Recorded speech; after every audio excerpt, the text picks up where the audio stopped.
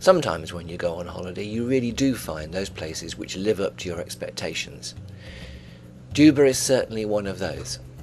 Although I've never been there, I feel as if I know it, purely from the filming of the Jouberts and their film called Relentless Enemies, which was sited here at Duba.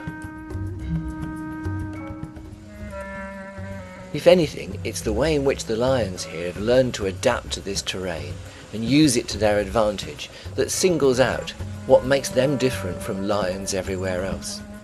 It wasn't long on our first game drive before we came across this very handsome young male. His name is Junior, and he's a member of the Saro pride, one of the two that live here on the plains. He's somewhat unique because, for reasons which no one can wholly explain, there's been a period of infanticide in the pride, and he's one of only 2 cubs that have recently made it to adulthood. Having been isolated from the pride, he has little choice left but to scavenge for what he can get. Next morning we too are taking to the swamps, and we're going to head north, towards where we think the large herds of buffalo might be located. It's also the home of the second pride of lions, called the Skimmers.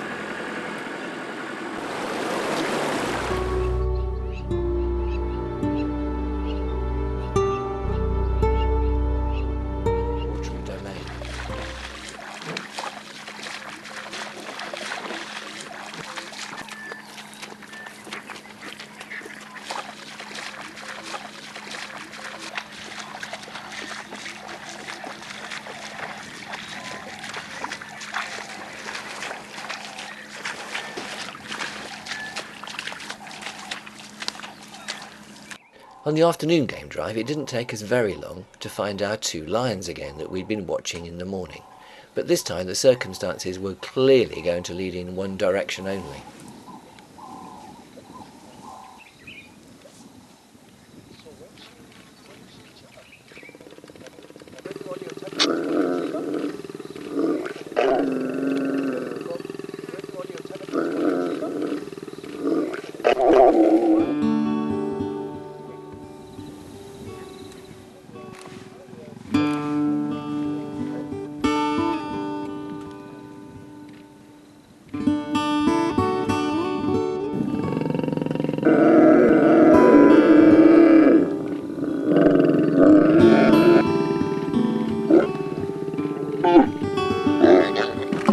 The drive home back to the lodge was as exciting as always, with Carlton having to bail out the water, but also because we came across this lioness, who was doing just what we hoped she would, call in the pride.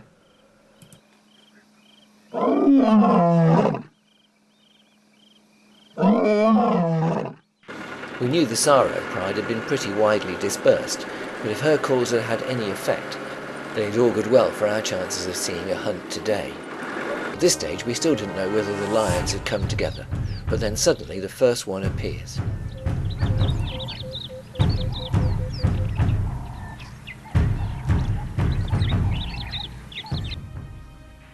She's soon joined by a second, and almost as soon as she's gone out of sight, here comes the third.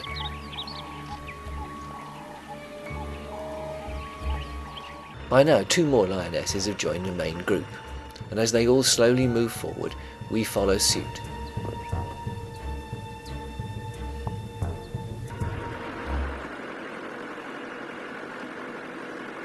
All the indications were that they were going to hunt, and they were obviously waiting carefully to see whether any of the buffalo would separate from the main group, providing an easier target. And that's just what happened. 2 bulls had become detached from the main group, and these became the focus of attention for the lionesses.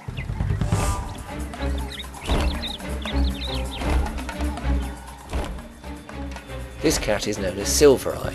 How she lost the sight in her right eye no one really knows, but it hasn't deterred her from becoming one of the leaders of the group, and she's often to be found out ahead leading the hunt.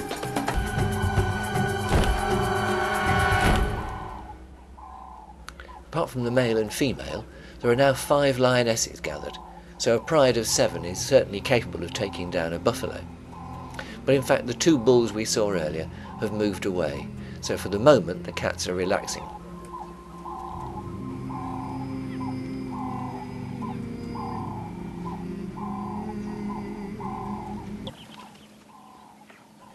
It's when the cats get up close like this that you really begin to see just how big they are.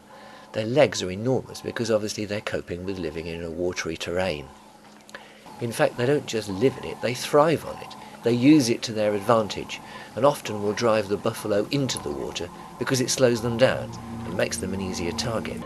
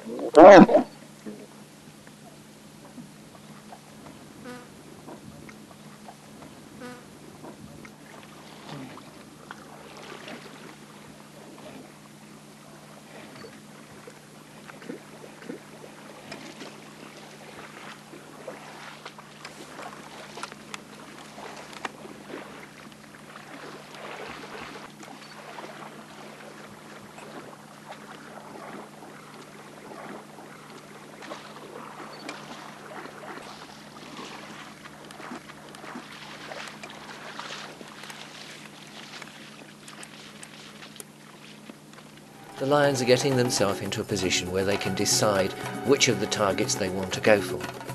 Their other challenge, though, is that they're getting near the extremities of their territory. They've got to be careful not to spook the buffalo so much that they cross the next river into the territory of the skimmers.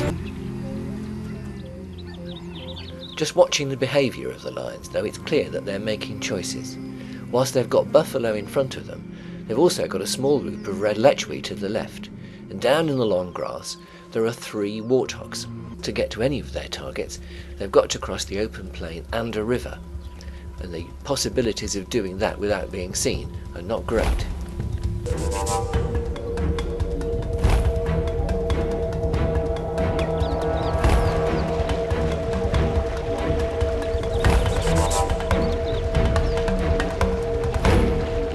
The water's also a barrier for us. By the time we've got ourselves into position the other side of it, one of the lionesses has made the decision to go.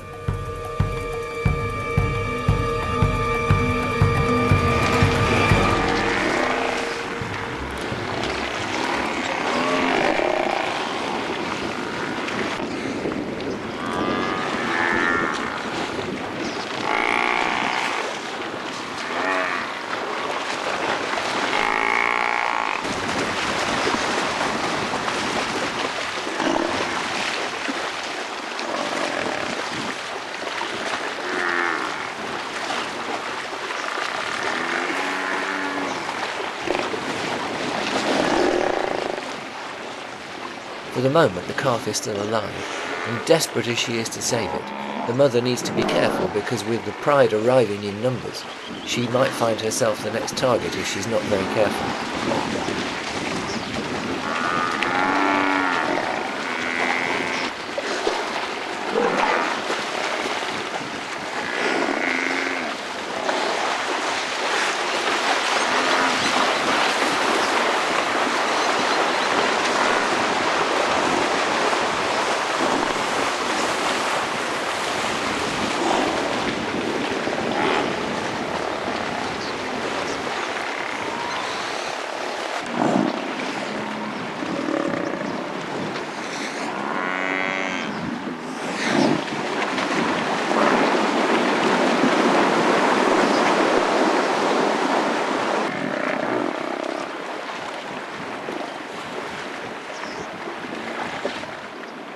The lionesses are very conscious they need to eat quickly because they've seen on the horizon the male is arriving, and if he comes and takes over, they will get nothing.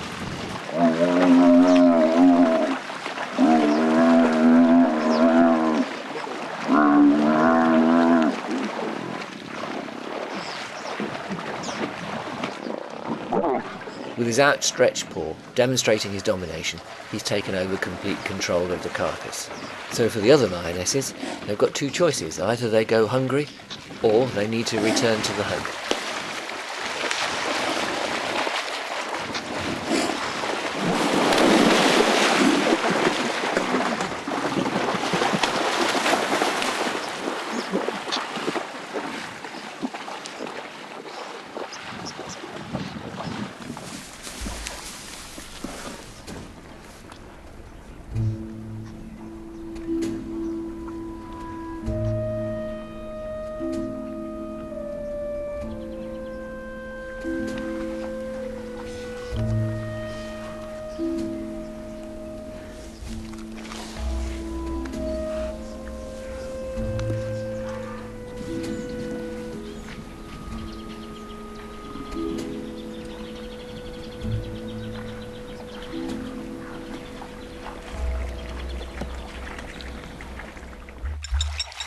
Clearly the lionesses have made their decision. Without almost the batting of an eyelid, they're back on the hunt again.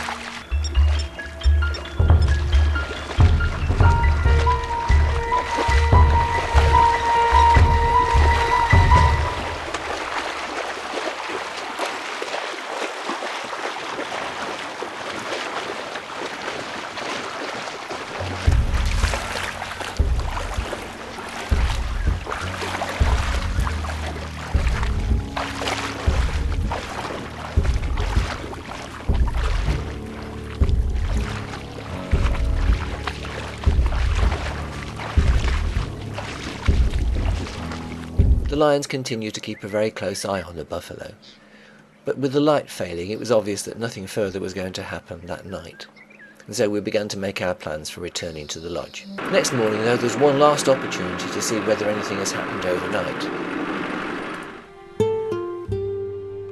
Before we got very far at all, we've come across two more lions. These are not the same two that we've seen mating for the last couple of days. In fact, these are from the skimmer pride. But they're running high risk being in Saro territory. But for the moment, they're not bothered by that too much.